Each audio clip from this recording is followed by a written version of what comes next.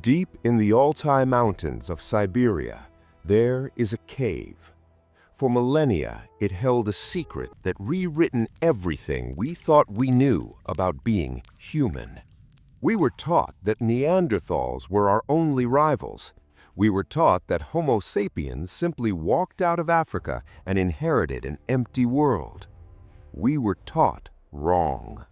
40,000 years ago, a shadow moved in the east, a lineage of giants, stronger, smarter, and more adapted to the brutal cold than we ever were.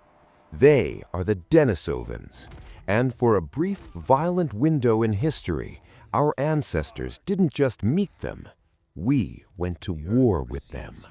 Stay with me, because today we're uncovering the final stand of a forgotten human species and the terrifying reason they're no longer here. In 2008, archaeologists found a fragment of a finger bone, just one. It was so small they thought it belonged to a child. But when the DNA results came back, the scientific world screamed. It wasn't us. It wasn't a Neanderthal. It was something else. The Denisovans are what scientists call a ghost species. We have almost no fossils of them, just a few teeth and bits of bone, but we have their entire blueprint hidden inside us. Imagine a human, but built for a nightmare environment. They had massive jaws, thick brows, and bodies designed to survive altitudes where a modern human would pass out from a lack of oxygen.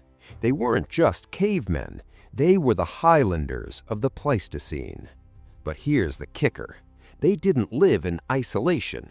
As Homo sapiens pushed into Asia, we didn't find a vacant lot. We found a fortress. The Denisovans had been there for 200 years. They knew the mountain passes. They knew the migration routes. They were the apex predators of the East. Picture the scene.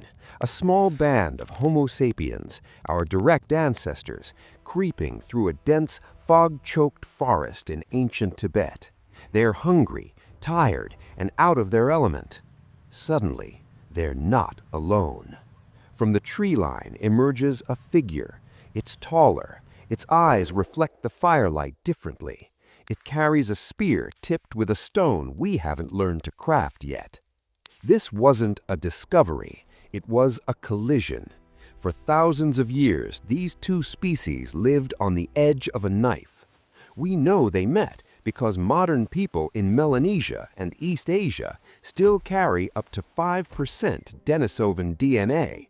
Now, you might think, oh, so they were friends. They shared recipes and stared at the stars. Hardly. In the prehistoric world, DNA is often a record of conquest. When two high-level predators occupy the same territory, there is only one outcome: competition. And in the Stone Age, competition meant blood. We weren't just trading tools, we were fighting for the very right to exist. Here is the mystery that keeps anthropologists up at night. On paper, the Denisovans should have won. They were physically larger. They had super genes for cold and high altitudes. They had sophisticated technology, including a polished green stone bracelet found in their cave that looks like it was made with a modern drill. So why are we the ones making YouTube videos and they're just dust in a cave? The war wasn't fought just with spears. It was a war of numbers. Homo sapiens had a cheat code: social networking. Our ancestors traveled in massive, interconnected tribes. The Denisovans, like the Neanderthals, lived in small, isolated family groups. We didn't have to be stronger than a Denisovan. We just had to show up with 50 people when they only had 5. It was a slow, agonizing retreat. We pushed them higher into the mountains. We took their hunting grounds. We outbred them. The final stand wasn't a single battle at a castle wall. It was a 1,000-year siege across the frozen plateau of Tibet. Imagine the very last one, 40,000 years ago. He sits in a cave looking out over a valley he used to own. He hears the voices of a new kind of human echoing from below. They sound different, they act different, they are louder, more numerous, and they are coming. He dies alone. His species vanishes. But is he truly gone? Every time a person in Tibet climbs Mount Everest without an oxygen tank, they're using a gene inherited from that ghost species. Every time we feel that uncanny valley fear of something that looks human but isn't, maybe that's a genetic memory of the giants our ancestors fought in the dark. The Denisovans were the lost kings of the East, and we are the survivors of a war we've forgotten. If you found this dive into our secret history fascinating, hit that subscribe button. We're exploring everything from the monsters that hunted us to the civilizations time forgot.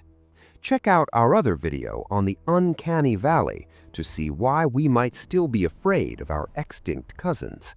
Until next time, stay curious. The past isn't as